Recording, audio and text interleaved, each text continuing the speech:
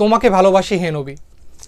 হ্যাঁ, এই সিরাতটা একটু অদ্ভুত ধরনের সিরাত। এখন পর্যন্ত আমি যত ধরনের রিভিউ পেয়েছি, অধিকাংশ ব্যক্তিরাই বলছেন যে এই সিরাতটি খুব অল্প, মানে হচ্ছে অল্প পৃষ্ঠার, 100 পৃষ্ঠার মধ্যেই বইটি পুরো শেষ।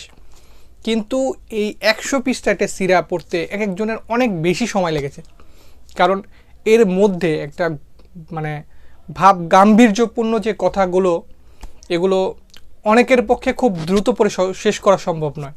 আপনি যখন এই বইটা শুরু করবেন, সিরাতটা শুরু করবেন, তখন আপনার মধ্যে একটা উপলব্ধি জাগ্রত হবে।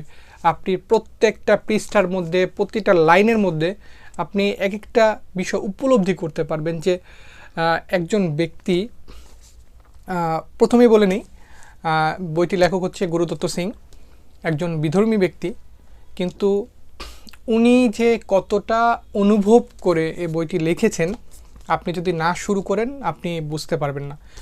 প্রথমত হচ্ছে যারা একদম সিরাত পড়েন নেই বা সিরাত পড়তে ভয় পান বা বই পড়তেই ভয় পান, তাদের জন্য প্রথমে এই বইটি সাজেস্ট থাকবে।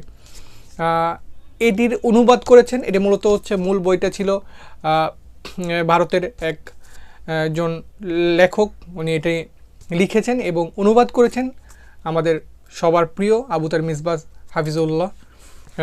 এর মানে আমি এটি কয়েকটি লাইন আপনাদের পড়ে শোনাই প্রথমেই, তাহলে আপনি বুঝতে পারবেন। হে আহমদ, তোমার প্রেমে অধম হিন্দুস্থানের কোমল হৃদয় যে ক্ষতবিক্ষত, অনুগ্রহ করে তাতে সান্ত্বনা শীতল পরশ বোলাতে এসো না প্রিয়তম।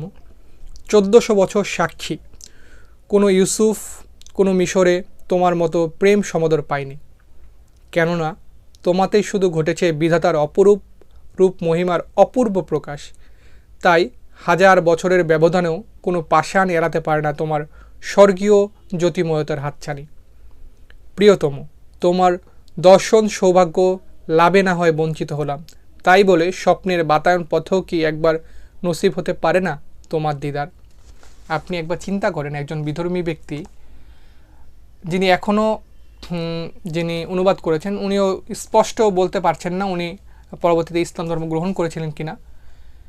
এরপরেও হুজুর পাক সাল্লাল্লাহু আলাইহি সাল্লামের প্রতি উনার যেই ভালোবাসা, যেই টান, উনি কি পরিমাণ হৃদয় থেকে অনুভব করছেন, যে উনি জানেন যে হুজুর পাক সাল্লাল্লাহু আলাইহি সাল্লামের সাথে তার দেখা করা সম্ভব না, কারণ 1400 বছর পূর্বে হুজুর পাক সাল্লাল্লাহু আলাইহি সাল্লাম ওফাত হয়েছে। এরপরেও উনি 1400 বছর পরে স্বপ্নে দিদার লাভ করতে, মানে স্বপ্নে উনি দেখতে চাচ্ছেন, একবার হলেও উনি দর্শন করতে চাচ্ছেন। আমাদের